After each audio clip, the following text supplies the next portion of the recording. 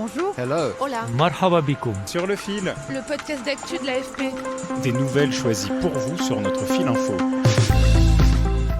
Aux États-Unis, le nombre de naissances chez les adolescentes, bien qu'en baisse depuis les années 90, reste plus élevé que dans les autres pays industrialisés.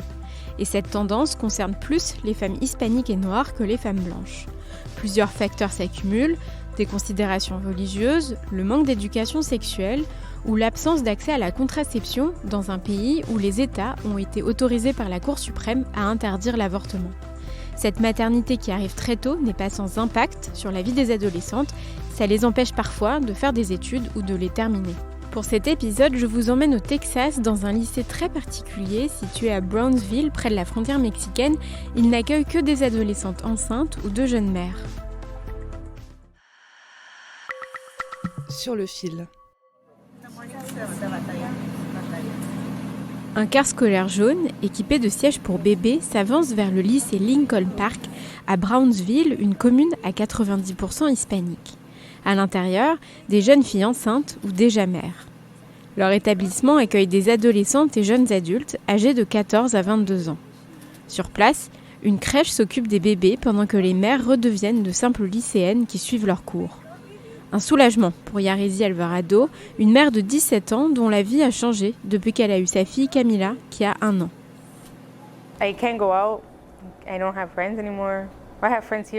Je ne peux pas sortir, je n'ai plus d'amis.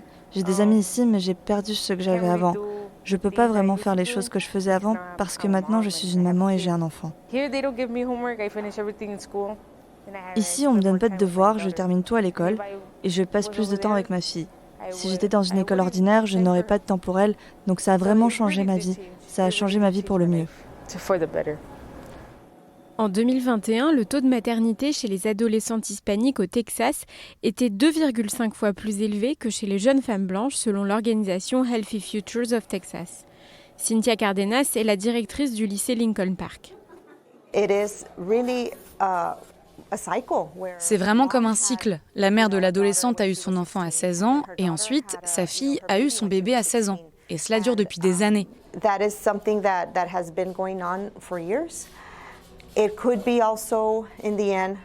Ça peut aussi être dû à des lacunes dans l'éducation.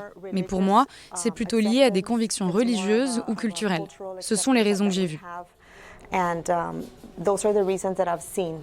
Les hispaniques sont majoritairement catholiques pratiquants, une religion qui interdit en principe l'avortement. Et ici au Texas, l'accès des mineurs à la pilule contraceptive est généralement soumis à l'autorisation des adultes.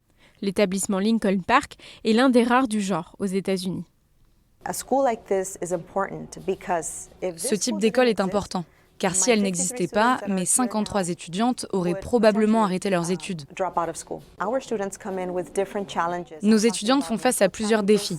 Ça peut être une question de santé mentale. Parfois, elles souffrent de dépression postpartum ou d'ordre économique si elles ne sont pas en mesure de subvenir à leurs besoins et à ceux de leur bébé.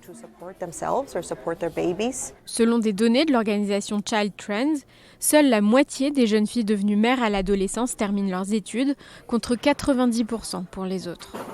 Mia Luevano a 17 ans, elle est la mère de Roman, un garçon de 2 ans. Elle rêve de devenir enseignante.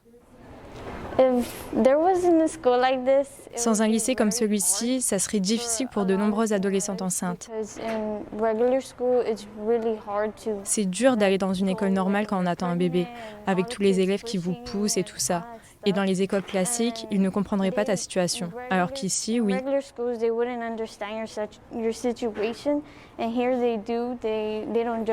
ne te jugent pas, ils t'aident, ils parlent avec toi et ils comprennent. L'établissement, financé par l'État, dispose d'une infirmière spécialisée. Et les élèves qui doivent rester chez elle après l'accouchement reçoivent des visites de leurs professeurs. Les enseignants comprennent qu'il peut être compliqué pour elles d'être assidus en classe à cause d'examens médicaux ou de nuits difficiles. Georgiana Wilson est professeure de sciences. There are some heartbreaking stories. There are some young girls that come to us with a tragic Il y a des histoires déchirantes. Certaines jeunes filles sont tombées enceintes de manière tragique On n'est pas seulement enseignantes, on est aussi des conseillères, des mamans. On les aide comme on peut. Une de ces jeunes passait des journées très difficiles chez elle, par exemple. Le matin, elle arrivait d'humeur très triste. Elle venait et elle disait « Madame, j'ai juste besoin d'un câlin aujourd'hui ». Elle peut avoir tous les câlins qu'elle veut ici.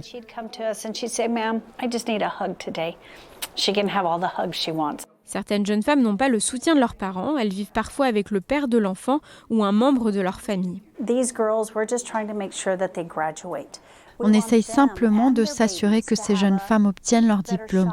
On veut qu'elles, et leur bébé aussi, aient un avenir, davantage d'opportunités. Et bien sûr, ça commence par un diplôme. Ces types d'établissements, comme Lincoln Park, sont pour l'instant des exceptions, même au niveau national. Mais ils seront sans doute rendus encore plus nécessaires par les restrictions croissantes aux États-Unis pour interdire l'avortement et la contraception. En 2022, la Cour suprême a annulé le droit constitutionnel à l'avortement et laissé les États légiférer.